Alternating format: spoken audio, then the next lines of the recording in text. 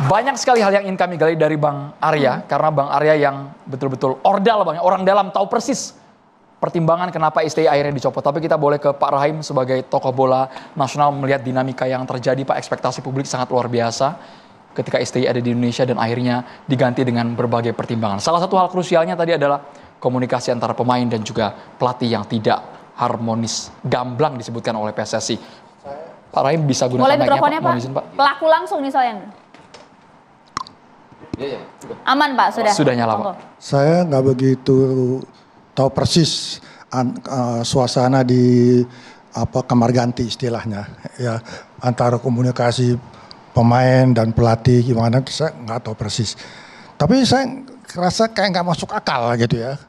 Pemain itu kan yang ngambil Sintayong kan, bukan orang lain kan. Siapa yang ngambil pemain itu? Naturalisasi. Perlu langsung dijawab. Langsung, Bang. Yang minta nama kan? Gini, ya enggak. Selain minta nama, Menarik. Ya mengecek langsung, melihat selain minta langsung. nama, kalau nama aja semua orang bisa tahu. Yang ngambil siapa? Yang ngambil? Ya, Yang ngambil kami. bukan pelatih. Bukan, karena tapi pelatih, gini, Di bagian ini menarik nih. Ya. Menarik. Kita dengarkan. nih ya, ngambil pemain. Banyak nama berbeda bermain. Kami tanya sama pelatih. Oh, tanya. Tanya dong. Kalau yang ini gini gimana? Oke. Kami cari, tim kita cari. Negosiasi, ngobrol, dan sebagainya. Habis itu dapat minta lagi persetujuan pelatih. Kenapa? Terbukti di setiap pengajuan harus ada yang namanya rekomendasi pelatih. Jadi mau Eliano kek, mau siapa itu ada tanda tangannya pelatih. Itu, Pak. Ya. Lanjut, Pak Rahim. Agak beda memang kali ini. Ya, makanya saya juga nggak ngerti soal, kalau menurut saya ini kan udah 5 tahun Sintayong ya. Terus orang-orang ngomong sekarang, oh komunikasi, gini.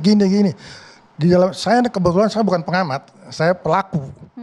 Saya selalu megang tim, baik di Indonesia maupun di luar negeri. Jadi saya tahu bagaimana susahnya membangun tim. Nggak seperti kita ngomong AO, praktek belum tentu bisa. Nggak bisa bangun tim 1-2 tahun tuh nggak bisa. Kalau kita lihat negara-negara maju, berapa lama dia membangun tim? Selalu per 4 tahun. Saya contoh Jerman aja. Jerman itu kan salah satu negara baik lah dalam sepak bola ya, Jerman ya. 2002 dia kalah di Korea. Lalu 2006 dia PD mau juara di Berlin. Kalah.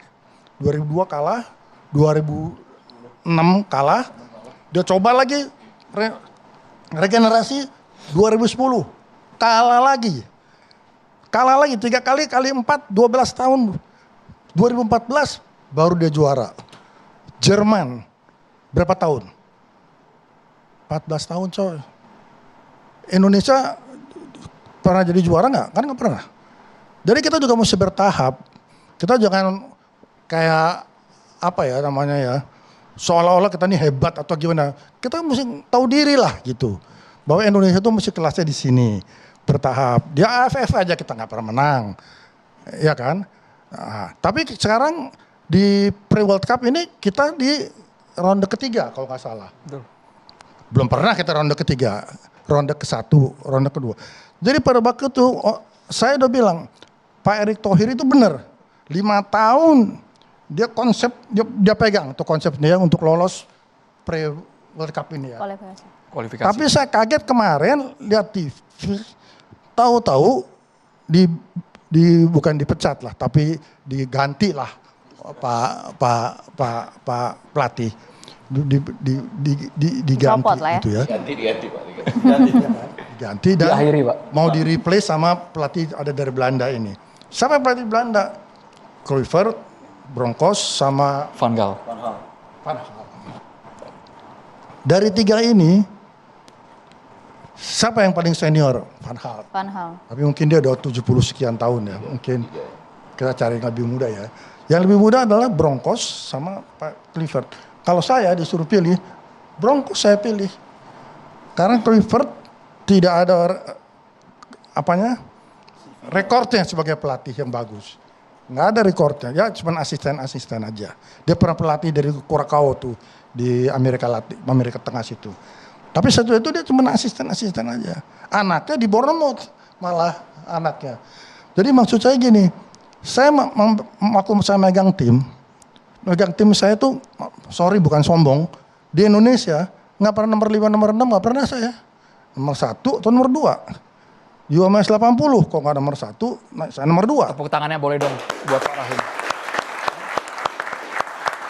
Di Pelita Jaya, 3 kali saya juara terus. Di Asia Tenggara, saya juara. Piala Champion Asia, semifinal, 4 besar. Kalah adu penalti juga. Jadi, saya tahu megang tim tuh, buat develop tim itu susah. Nah sekarang ini maksud saya begini, bukan saya setuju atau tidak setuju dan digantinya Sintayong. Tapi ingat 2 bulan lagi kita bertanding lawan Australia. Di dunia ini nggak ada pelatih dalam 2 bulan ngangkat tim ke atas tuh nggak ada. Pelatih siapa sebutin? Yang hebat-hebat. Pelatih 2 bulan suruh ngangkat tim. Bisa nggak? Nggak bisa. Pertama kalau kita memegang tim, kita harus kenal pemainnya dulu. Siapa ini pemainnya? Jiwanya bagaimana, mentalnya gimana, skillnya gimana, dan lain sebagainya. Dan kamu harus tahu jiwanya juga. Ada pemain yang bisa dimarahin di depan umum, ada pemain yang nggak bisa dimarahin di depan umum. Ada pemain yang harus dikasih tahu pelan-pelan, ada pemain yang bisa dikerasin. Jadi butuh waktu. Pelatih Chelsea dulu, siapa namanya? Joe Marino. Kan nggak pernah tahun pertama sukses, nggak pernah ya. Tahun pertama pasti dia nggak sukses. Tahun kedua dia sukses. Tahun ketiga dia belagu. Tahun keempat berhenti. Udah sukses. Pernah sukses. Pernah sukses. Pernah sukses tapi. Tahun kedua dia pasti sukses. Tahun kedua dia pasti sukses. Tahun ketiga mulai dia kepala besar. Songong. Ya. Akhirnya seperti tadi dibilang sama pemain. Kurang harmonis. Kurang harmonis ya Pak ya? Dan gini nih, pemain itu, pelatih itu nggak mungkin dendam sama pemain. Saya udah lihat pelatih banyak, nggak ada dendam. Apa yang didendamin sama pemain? Pemain juga nggak nyakitin pelatih kok. Apanya pemain pelatih dimaki-maki pemain kan nggak? Iya kan deh. Cuma pelatih itu yang saya tahu dia nggak seneng sama pemain yang sombong, sama pemain yang merasa jago, sama pemain yang over dan lain-lain gitu. Dia nggak seneng itu. Kalau dia nggak seneng dia nggak pasang. Tapi bukan karena dia dendam atau sakit hati, enggak. Saya pernah berkelahi sama pemain saya. Fisik. Saya pernah berkelahi nih, saya kan manajer tim. Menang siapa Pak? Menang kita, tapi fisik. Masih muda banget waktu itu. Tapi fisik, bener-bener fisik. Di lapangan, habis pertandingan. Dia nggak terima saya marahin gitu. Akhirnya dia berantem sama saya. Tapi dipisahin, udah. Dia pikir saya dendam sama dia. Jadi pada suatu minggu depannya lagi waktu kita pasang, dia datang ke saya. Pak, saya minta maaf apa? Waktu itu saya gini, saya pikir karir saya udah mati. Oh enggak. Tapi menarik yang dikatakan Pak Rahim, kalau untuk 2 bulan rasanya agak berat mengangkat pemain. Kita boleh ke Bang Akmal Marhali dulu boleh. Pak Rahim kita bergantian ke Bang Akmal dengan pencopotan Sintayong dan mengejar 2 bulan untuk menghadapi Australia, Jepang, Bahrain, Cina. Ya kalau bicara fans sepak bola secara umum pasti shock. Harus berpisah saat sayang-sayangnya kan ini. Ya kan? Berpisah dengan Sintayong saat sayang-sayangnya dan itulah yang membuat rame, gaduh dunia maya gitu. Dan saya ini sebenarnya penggemar berat Sintayong. Gitu kan. Kenapa? Karena Sintayong ini pelatih yang menurut saya dalam kesempatan kemarin pernah di sini juga pelatih yang punya keistimewaan. Penggemar berat Sintayong ini beda dengan 2 minggu lalu nih. Statement Anda berbeda Bang. Ini penggemar berat Sintayong. Kan saya bilang, kenapa saya bilang saya penggemar berat Sintayong? Karena Sintayong punya keistimewaan yang saya sebut dengan hoki. Ya kan, yang tidak dimiliki oleh pelatih lain gitu kan. Kenapa? Hoki itu diberikan kepada orang-orang istimewa dan itu dimiliki oleh Sintayong. Dalam beberapa kesempatan ketika terjepit ada sukses-sukses yang diraih oleh Sintayong gitu kan. Dan itu tidak banyak dimiliki pelatih lain. Artinya cuma kemudian ketika saya membayangkan semuanya, saya bukan orang awam yang kemudian melihat sesuatu langsung menerjemahkan. Bersama Save Our Soccer saya sudah mempelajari tim ini. Tim ini potensial. Tapi ada riak-riak yang kemungkinan akan terjadi di tengah jalan. Salah satunya ya arogansi pelatih bisa jadi gitu kan. Karena saya melihatnya dari Save Our Soccer ini melakukan melakukan sebuah penelitian dan investigate telaah lah. Saya melihat benih-benih keributan di tim ini bukan kemarin di Piala Dunia, justru dari Piala Asia Piala Asia di awal tahun. Ketika ada pemain yang tadinya main kemudian tidak main. Kemudian ada pemain yang sudah ikut pelatnas tiba-tiba dicoret namanya. Siapa bang? Mention bang supaya tidak jadi Saya gosip. tidak mau sebut namanya karena saya kasihan nanti mereka didoxing dan dibully gitu. Jadi sebenarnya tinggal terjemahkan saja. Mohon maaf kalau Bang Arya nggak setuju dengan apa yang saya telah, silakan saja gitu. Tapi itu ada dari data yang Anda telah. Ada. Artinya kalau memang ini saya salah atau tidak benar ya silakan ada Bang Arya di sini kan. Yang kemudian ada juga kasus yang sekarang misalnya yang mungkin fans semua bertanya-tanya, ada apa dengan Elkan Bagot? Elkan Bagot saya sebut karena memang faktanya nyampe sekarang nggak pernah dipanggil gitu. Ada apa? Gitu. Ada apa dengan Elkan Bagot? Setelah itu saya melihat di Piala Asia partai pertama lawan Irak ada pemain dimainkan. Kemudian setelah itu tidak dimainkan lagi. Elkan Bagot dimainkan, habis itu tidak dimainkan lagi. Ya terakhir dimainkan sebagai striker dan kemudian tidak dimainkan lagi. Setelah itu nama-nama itu hilang semua. Ya kan? Ya itu yang pertama, saya bilang ini akan ada tanda-tanda yang kemudian riak-riak ini akan muncul ke depan. Kemudian saya telah lagi pas laga melawan Bahrain. Ya, laga melawan Bahrain saya melihat bahwa ini ada kejadian yang pasti aneh gitu. Di mana biasanya kalau pemain-pemain Eropa yang saya tahu gitu kan. Saya kan beberapa kali liputan Piala Eropa dan Piala Dunia juga jadi tahu pemain-pemain dunia gitu. Bahwa mereka itu biasanya minta berdiskusi. Ada diskusi-diskusi yang biasanya mereka lakukan untuk kepentingan strategi. Nah, saya melihat ada di sini ruang yang tidak dibuka sama pelatih. Sehingga kemudian mereka yang meminta untuk berdiskusi dianggap sebagai sebuah pembangkangan. Dan akhirnya ancamannya adalah tidak dimainkan. Ini Anda tahu dari mana bang? Kan saya meneliti dan menelaah. Kalau saya misalnya salah nanti nggak benar, ada Bang Arya PSSI. Mungkin saya melihat gini, kalau PSSI nggak mungkin lah membuka ini semua. Ya kan? Dia harus menjaga marwahnya sebagai sebuah organisasi gitu. Jadi kalau Bang Arya diam berarti Anda benar gitu ya? belum tentu dong. Jadi gini, kita ini selama ini gunanya Bang Arya di sini malam. Bang Effendi gini, kita selama ini melihat sebuah kemasan ini dari bingkainya saja, bahwa ini bingkisan ini bagus. Tapi kita tidak pernah melihat sampai dalamnya. Dan itulah yang dirasakan oleh supporter kita. Melihat bingkainya bagus, dikemas bagus dan sebagainya. Tapi di dalamnya sebenarnya ada masalah yang kemudian menjadi bola api yang semakin membesar gitu. Nah, ini kemudian ini saya ceritakan dulu nih. Kalau misalnya salah ya silakan disanggah gitu. Kejadian ada satu pemain yang main sebentar, habis itu selesai, habis itu tidak bisa main lagi. Dan tidak dipasang lagi, bahkan tidak dimasukkan dalam line up. Kejadian paling besar terjadi di Cina. Ketika ada diskusi dan sebagainya, kemudian di Cina tanda-tandanya yang saya dapatkan adalah ada yang bannya dicopot, ban kaptennya dicopot. Ada yang tadinya main jadi bangku cadangkan. Ya, ada 2 pemain yang kemudian di bangku cadangkan. Kemudian ada pemain lagi yang yang tidak dimainkan sama sekali juga, tapi ada di line up. Padahal ketika itu semua publik mungkin menilai bahwa kita nih harusnya menang lawan Cina. Ada apa ini semua? Sampai kemudian telah saya bersama Save Our Soccer adalah ada apa ini kejadian ketika melawan Arab Saudi ada kumpul-kumpul pemain yang kemudian tanpa pelatih. Mungkin PSSI manajer timnas akan berbicara untuk melindungi semuanya demi kekompakan, tidak, mereka berdiskusi atas izin kita. Normal itu dan saya memahami itu semua gitu. Tapi buat saya ini ada kejadian yang aneh yang kemudian akan jadi bola api gitu. Dan dari kejadian-kejadian ini menurut saya akhirnya memahami kemudian Pak Erick Thohir mengambil sebuah keputusan yang memang keputusan ini sangat beresiko tinggi. Gitu kan? Jadi puncaknya itu? Puncaknya itu. Bahkan di Cina nih, yang saya tahu dari perdebatan itu ada pemain yang nggak mau main lagi. nggak mau main lagi, kemudian dia tidak mau turun ke lapangan, tidak bahkan mau pulang, tapi kemudian ditahan oleh kapten dan kaptennya akhirnya bannya dicopot. Kalau Bang Arya menyanggah silakan saja gitu kan. Betul demikian Bang Arya? Jadi begini, kesimpulan saya adalah bahwa ada masalah-masalah besar di dalam yang orang lain tidak tahu, sehingga supporter menyalahkan ini semua adalah kejadian yang sangat aneh.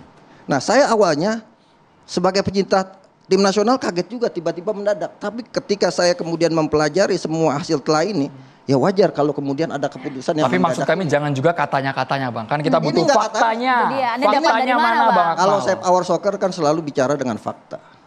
Itu yang membedakan. Makanya saya mengatakan saya hari ini bukan pengamat. Kalau pengamat harus bisa main bola. Tapi kalau Safe Hour Soccer berbicara dengan fakta. Kalau kemudian fakta yang saya sebutkan salah, Bang Arya silakan menyanggah. Dan ini, saya melihat ini kemudian, mungkin PSSI melihat ini sudah menjadi bola liar. Bola liar yang kemudian harus segera diambil jalan tengah. Dan sangat beresiko. Tapi saya memahami karena Pak Erik ini ketua Lakspedam NU gitu. Ya. Kemudian mungkin dia ambil salah satu keputusan dengan menggunakan kaidah orang NU. Darul mafasid muqaddamun ala jalbil masolih. Artinya, Jadi dia mencegah kemungkinan adanya kehancuran terlebih dahulu untuk kemudian melakukan perbaikan. Jadi daripada tim ini hancur, karena ini ada target besar yang diinginkan oleh publik adalah kita lolos Piala Dunia. Jangan sampai kasus yang terjadi pergolakan di dalam ini kemudian terjadi seperti apa yang terjadi dengan Vietnam, penggembosan terhadap Philippe Troussier. Kita menang lawan Vietnam bukan karena kita hebat, karena Philippe Troussier ketika itu lagi digembosi oleh timnya untuk kemudian dipecat. Yang kedua, jangan sampai kita seperti Mancini di Arab Saudi, gitu kan? Mancini di Arab Saudi digembosi oleh pemainnya juga karena pemainnya tidak suka. Nah, ini mungkin langkah yang diambil oleh Pak Erik. Jangan sampai kemudian target yang dicanangkan ke depan, ini analisa saya ya, bisa dibantah. Jangan sampai ke depan ada rencana-rencana besar yang ingin dicapai tidak berhasil karena pergolakan ini tidak diselesaikan. Jadi ada perahu besar yang kemungkinan bocor, maka harus ada yang dikorbankan. Dan ini pilihan sulit, sangat beresiko. Istilahnya kalau buah si malakama dimakan bapak mati, tidak dimakan ibu mati. Bang Ege, ditanggapi Bang Ege. Tar dulu sebentar lagi. Satu Tadi lagi. ayat sudah keluar. Iya. Ada lagi nih, kayak satu lagi. Enggak. Sikat Bang, monggo. Ini kan ada dua kemudaratan yang dilihat oleh publik. Saya ingin menyampaikan ini biar jelas di publik ini, biar jangan kemudian wah ini si A, si B, Oke, si C yang ada pertama. agenda. Yang pertama adalah ada tim yang harus diselamatkan dari potensi konflik yang ada di dalam. Yang kedua, ada target atau rencana ke depan, impian ke depan yang juga harus diwujudkan. Nah, ketika ada dua pilihan ini, Pak Erik mengambil istilah lagi nih, istilahnya orang Lakspedam NU. Iza ta'arodo mafsadatani du'iya azumahuma dororon birtikabi akhofihima. Apabila ada dua kemudaratan, maka dipilih kemudaratan yang paling ringan. Dan pilihan yang paling ringannya adalah mengistirahatkan Sintayong. Ya kan? Tapi kita kemudian bukan berarti Sintayong diistirahatkan, ini adalah kebencian, ini yang salah menurut saya. Kenapa? Karena kalau cinta tidak harus selalu bersama. Gitu kan? Kita tidak bisa memilikinya, tapi kita bisa mencintainya selamanya. Dan Ada yang mau disanggah Bang Arya? Dan buat kita sebagai publik sepak bola Indonesia, keinginan saya adalah kita move on dari ini semua. Ada masa depan yang harus kita selamatkan bersama-sama.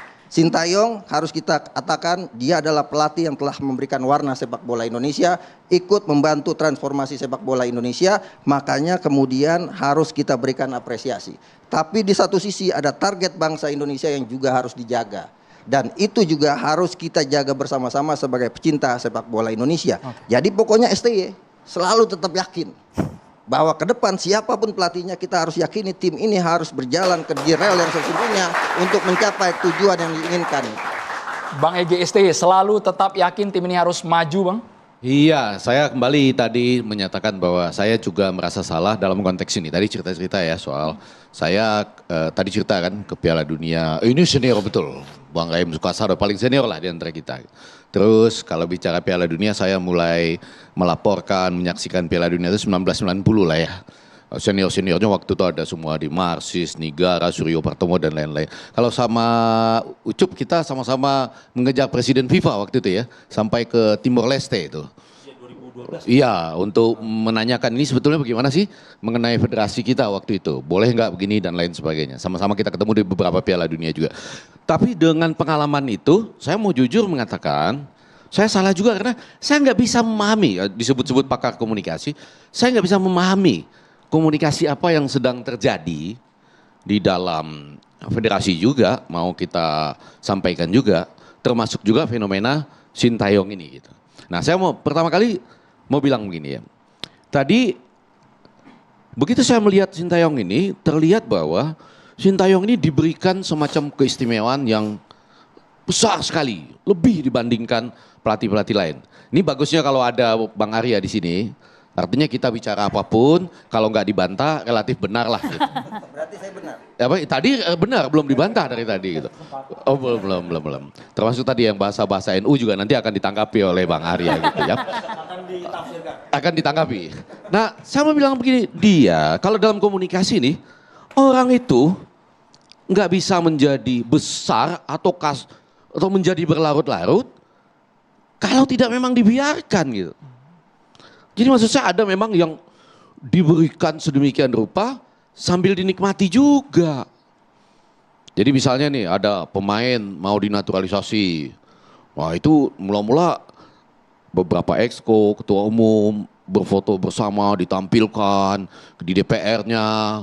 Lalu ya dapat follower juga, dapat pujian juga, dapat menggembirakan kita semua juga gitu. Lalu semuanya apa aja dikasih. Waktu didatangkan pelatih striker kan, diiyakan gitu. Saya cari-cari, ini orang main 57 kali. Untuk timnas golnya 5. Saya bandingkan Widodo Ceputro, main 55 kali, golnya 14. Lah kan mestinya pelatih striker Widodo Ceputro nih. Kalau dibandingkan, tapi kan dikasih kan? Dikasih gitu ya. Apa saja dikasih. Kan nggak bisa juga kita bilang kesalahan cuma berada pada pihak yang dikasih terus. Gitu. Artinya menurut Anda PSSI ini senjata makan tuan nih, begitu? Enggak sampai kata-kata senjata makan tuan. Nanti mohon ya kalimat-kalimat NU-nya bagaimana gitu. Tapi kan ini diciptakan dalam komunikasi. Banyak orang yang menikmati. Di sisi lain, ketika saya coba ya termasuk datang mendekati. Kalau saya dengan Indra Safri gitu ya, mungkin karena dianggap punya pengalaman sedikit lah. Walaupun belum pernah megang klub yang juara. Terus menerus gitu ya. Ya sama-sama datua itu. Tapi kita ngobrol, diskusi gitu. Kalau sama dia saya mau coba masuk, itu ditutup betul loh. Seperti sebuah zona nyaman yang orang lain gak boleh tembus. Berlapis-lapis gitu Bang. Siapa? Sintayong dan timnya. Itu ada zona nyaman yang orang lain diskusi sama dia pasti susah.